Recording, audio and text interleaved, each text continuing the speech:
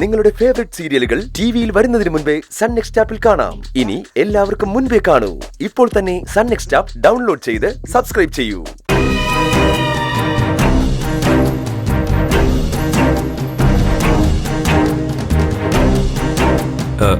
എന്നാ പിന്നെ ഞാൻ പോട്ടെ അങ്കിൾ. എനിക്ക് കുറച്ച് കാര്യങ്ങൾ കൂടെ ചെയ്തു തീർക്കാനുണ്ട്.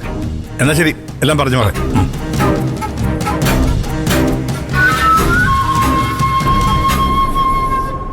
എന്നെ കണ്ടുകൊണ്ടാണോ ശബരി പെട്ടെന്ന് പോകുന്നത്?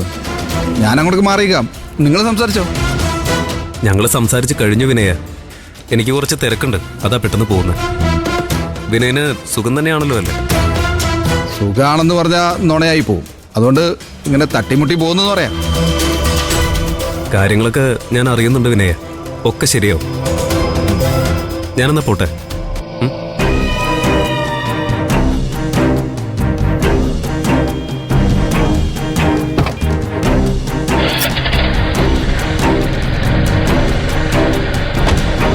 ദാസങ്ങള് പോവാണോ? അതെ. അല്ല, നീ എന്നെ കാണാൻ വന്നാണ്? അങ്കിളും രഘുവേട്ടനൊക്കെ ഇവിടെ കാണുമെന്ന് വിചാരിച്ച് വന്നതാ. എനിക്ക് ചില കാര്യങ്ങൾ സംസാരിക്കാനുണ്ടായിരുന്നു. നീയേ ഇനി ഒന്നും സംസാരിക്കണ്ട. നിന്റെ കയ്യിലിരിപ്പും മനസ്സിലിരിപ്പൊക്കെ രഘു എന്നോട് പറഞ്ഞു.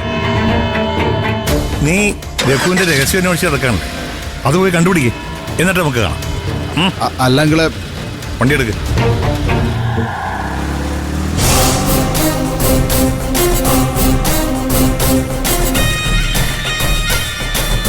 വിനയനെ അവഗണിച്ച് വിട്ട വിനയം പിന്മാറുമെന്നായിരിക്കും മുതലാളിമാരുടെ വിചാരം. പക്ഷെ വിനയനൊരു കാര്യത്തിന് ഇറങ്ങി പുറപ്പെട്ട അതിൻ്റെ അടിവേരം ചികഞ്ഞ് തന്നിരിക്കും സാറേ.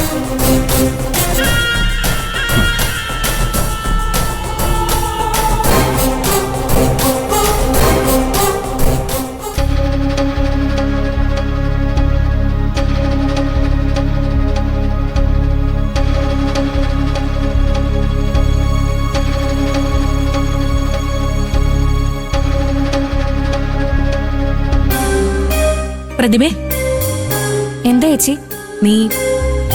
നീ മോനെ ഒന്ന് ശ്രദ്ധിച്ചോണേ. ഞാനും ഇന്ദ്രേട്ടനും അത്യാവശ്യമായിട്ടൊന്ന് പുറത്തു പോവാ. ശരി ചേച്ചി, മോനെ ഞാൻ നോക്കിക്കോളാം.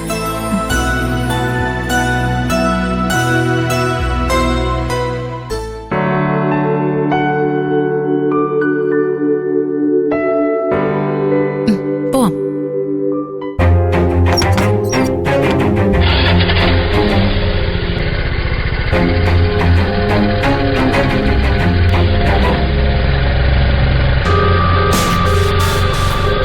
അവരെങ്ങോട്ടാ പ്രതിഭ പോയത്? എങ്ങോട്ടാണെന്ന് പറഞ്ഞില്ല. അത്യാവശ്യമായിട്ട് പുറത്തേക്ക് പോവാണെന്ന് മാത്രമേ പറഞ്ഞുള്ളൂ. നാളെ നോമിനേഷൻ കൊടുക്കരുതെന്ന് ഞാൻ പറഞ്ഞത് അവനും അവക്കും തീരെ പിടിച്ചിട്ടില്ല.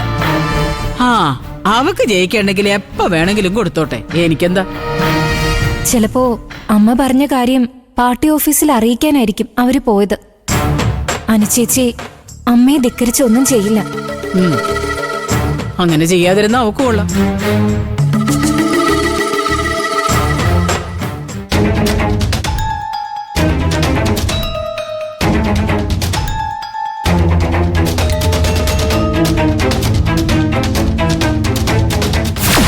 ആന്റിക്ക് ഫുഡ് പോയ്സൺ ഉണ്ടാവേണ്ടത്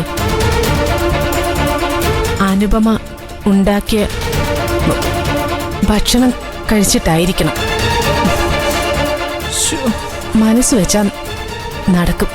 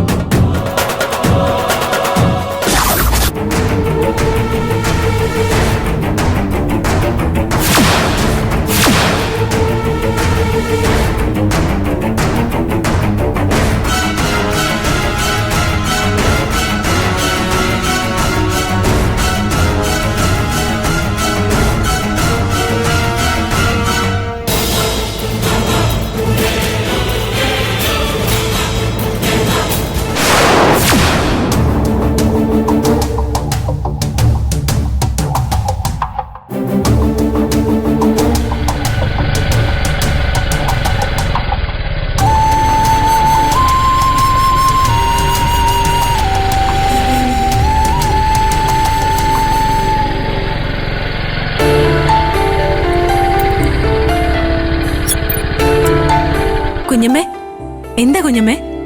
ആ, എന്തിനാ കാണണമെന്ന് പറഞ്ഞത്? എനിക്ക് നിങ്ങളെ അറിയിക്കാൻ വേറെ വഴിയില്ലല്ലോ, അതുകൊണ്ടാണ് രവി സാറിനെ കൊണ്ട് വിളിപ്പിച്ചത്. കുഞ്ഞുമ്പയ്ക്ക് ഞങ്ങളെ കാണണമെങ്കിൽ വീട്ടിലേക്ക് വന്ന പോരെ, ഇങ്ങനെ വഴിയിൽ വിളിച്ചു വരുത്തേണ്ട കാര്യമുണ്ടോ? ഇത് നിങ്ങൾക്ക് ബുദ്ധിമുട്ടായെങ്കിൽ എന്നോട് ക്ഷമിക്കിന്ദ്ര. വീട്ടിൽ വരാൻ എന്റെ മനസ്സ് അനുവദിക്കാത്തോണ്ടാ. അയ്യോ, ഞങ്ങൾക്ക് ബുദ്ധിമുട്ടായിട്ടല്ല ഇന്ദ്രേട്ടൻ അങ്ങനെ പറഞ്ഞത്. കുഞ്ഞമ്മ ഞങ്ങളെ കാത്ത് ഇവിടെ നിൽക്കേണ്ടി വന്നില്ലേ, അതുകൊണ്ടാ. ഓ, എനിക്കിതൊന്നും ഒരു പ്രശ്നമല്ല മക്കളെ.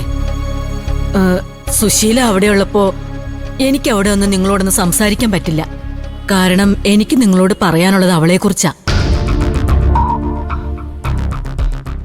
പെറ്റമ്മയെക്കുറിച്ച് കുറ്റം പറയാനാണല്ലോ കുഞ്ഞമ്മ വിളിപ്പിച്ചതെന്ന് തോന്നല്ലേ ഇന്ദ്ര? പലതും പറയാതെ വെച്ചിട്ടുണ്ട് ഞാൻ, പക്ഷെ ഇത് പറയാതിരിക്കാൻ പറ്റില്ല, അതുകൊണ്ടാ. കുഞ്ഞമ്മ പറഞ്ഞു, എന്റെ അമ്മയെക്കുറിച്ച് ഇപ്പൊ എന്ത് കേട്ടാലും അത് ഉൾക്കൊള്ളാനൊരു മനസ്സെനിക്കിപ്പോ ഉണ്ട്. ആദ്യം എനിക്ക് പറയാനുള്ളത്, നിങ്ങൾ രണ്ടുപേരും സുശീലയെ സൂക്ഷിക്കണമെന്നാ. അവള് നിങ്ങളിൽ ഒരാളെ കൊല്ലാൻ പോലും മടിക്കില്ല. ഹർഷയും അവളും കൂടി എന്തൊക്കെയോ പ്ലാൻ ചെയ്തിട്ടുണ്ട്. അത് ഉടനെ തന്നെ നടപ്പാക്കും. ഇന്ന് അങ്ങനെ ഒരു തീരുമാനം എടുത്തിട്ടാ സുശീല ഹർഷയുടെ വീട്ടിൽ നിന്ന് പോയെന്ന് എനിക്ക് തോന്നുന്നു. അമ്മ ഇന്ന് അവിടേക്കാണോ വന്നത്? ഞങ്ങളോട് പറഞ്ഞത് ഏതോ ജോത്സ്യനെ കാണാൻ പോയെന്നാണല്ലോ. ഓ, അവളുടെ ജോത്സ്യനും മാടനും മറുതയും ഒക്കെ ആ ഹർഷയ. ഒരു ഭാഗം തളർന്ന് നരകിച്ച് മരിക്കേണ്ടിയിരുന്ന അവളെ ആ രവിസാറ് ലക്ഷങ്ങൾ മുടക്കിയ ഈ നിലയിൽ എത്തിച്ചത്. പക്ഷെ അവള് വിശ്വസിക്കുന്നതേ സുശീല മന്ത്രവാദം നടത്തി അവളെ രക്ഷിച്ചതെന്നാ. ഞാൻ എന്ന അനുമോളെ അച്ഛനെ അമ്പലത്തിൽ വെച്ച് കണ്ടപ്പോ ചില സൂചനകൾ തന്നില്ലേ? അതറിഞ്ഞപ്പോഴേ ഹർഷ എന്നെ വീട്ടിൽ നിന്ന് ഇറക്കി വിടാൻ പോലും നോക്കിയതാ. രവിസാർ സമ്മതിച്ചില്ല. ഞാനും ആ മനുഷ്യനെ ഓർത്തിട്ട് അവിടെ നിൽക്കണത്. പിന്നെ നിങ്ങൾക്ക് രണ്ടാക്കും എതിരെ എന്തൊക്കെ നീക്കങ്ങൾ അവൾ നടത്തുന്നെന്ന് അറിയണമെന്നുണ്ടായിരുന്നു. ഞാനും ഇന്ദ്രേട്ടനും വീണ്ടും ഒരുമിച്ച ശേഷം അമ്മ ഞങ്ങളോട് വലിയ സ്നേഹത്തിലായിരുന്നല്ലോ. അതൊക്കെ അമ്മയുടെ വെറും അഭിനയായിരുന്നോ?